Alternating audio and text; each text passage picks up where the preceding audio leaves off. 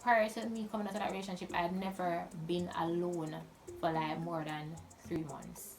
And so when I was like bombarding all of this free time, bombarded with all of this alone time, it's like it did drive me crazy. And it surprised me that I did not know how to be with myself. Yes, so basically, what has singleness been like for me? So singleness can be quite an adventurous time for you if you really decide to be intentional about your singleness. One thing I advise young Christian females: do not sit down and wait for somebody to come and make your life feel worthwhile. One of the things I realized was that I had the tendency to be sitting around, basically thinking that, oh, I'm gonna start enjoying my life as soon as God bless me with my husband. This is like one of the things that I think we go wrong with. Not because you're a Christian and you're single, that does not mean that you should not enjoy your life.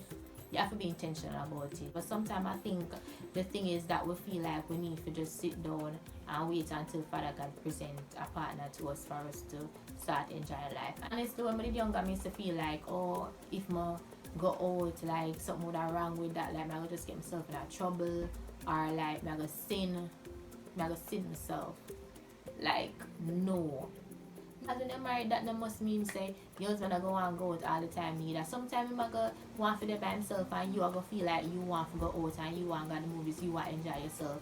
That don't mean say your husband go want to go everywhere you are go. That don't mean say your husband go have to do everything because you're married suddenly you don't have to do everything together. You have to learn to live your life and be complete on your own. Don't sit around and wait for nobody to complete you. A lot of young Christian females they find themselves in depression. Why? Because they're not living a fulfilled life. They basically just wait and God will throw somebody in them life to suddenly make their life worth living. And you have to realize that if you end up married in that kind of state there, when you're married in there you have to realize that crap, I'm actually still lame. I'm actually still a boring person. This is why a lot of young Christian people them say Christianity boring and singleness boring. Because they are boring. They themselves boring. And if you make yourself boring, there is no way that your life will suddenly turn out magical and have excitement if you yourself just sit down and make your life boring. When you're in a relationship, there are times when you're going to be alone just the same way. And so whether or not you're in a relationship or out of a relationship, you still have to deal with some sense of being alone. Try to pray and ask God, what is your purpose in life? The more aligned you are with your purpose, is the easier it is for you to transition throughout your whole singleness. People should take the time to really be alone with themselves sometimes. It is good, it is important. The last relationship that I was in, prior to me coming out of that relationship, I had never been alone for like more than 3 months. Like after being an adult or that. I've never like not been in a relationship like for more than 3 months.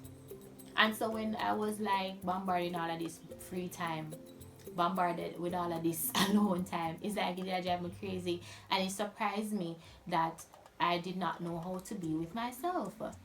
It surprised me that I was always in a relationship and I was so dependent on just having somebody there to distract me from my own life and the fact that I needed to live my own life and have my own goals, my own purpose. And some of the advice anybody that is a Christian for take the time. Some of us God have to do it forcefully. God has to forcefully remove distractions from our lives and for make we realize say we need to spend time with ourselves.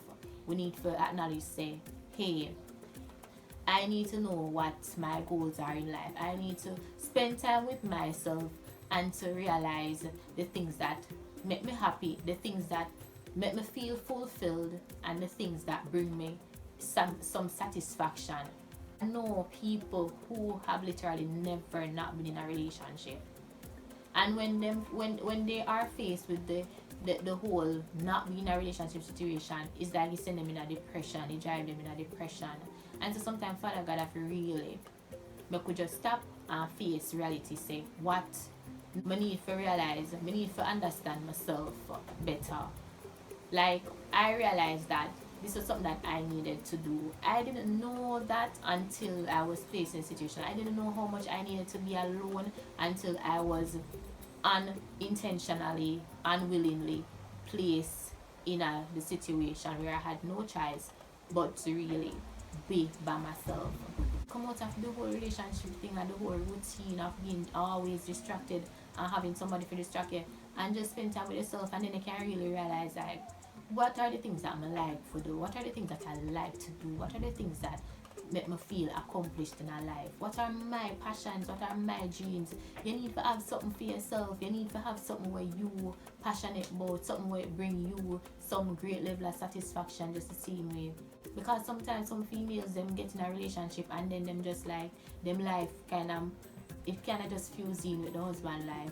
So them just take up their husband passions and their husband kind of dream and just kind of run with it, while them themselves, it's like them just drop everything what them used to like to do, everything what them did a pursue in a life, them just drop it. It was good that I could have been by myself and experienced all of that alone time, because it helped me to really acknowledge who I was and what I wanted to do with my life. And it helped me to really kind of make concrete my own purpose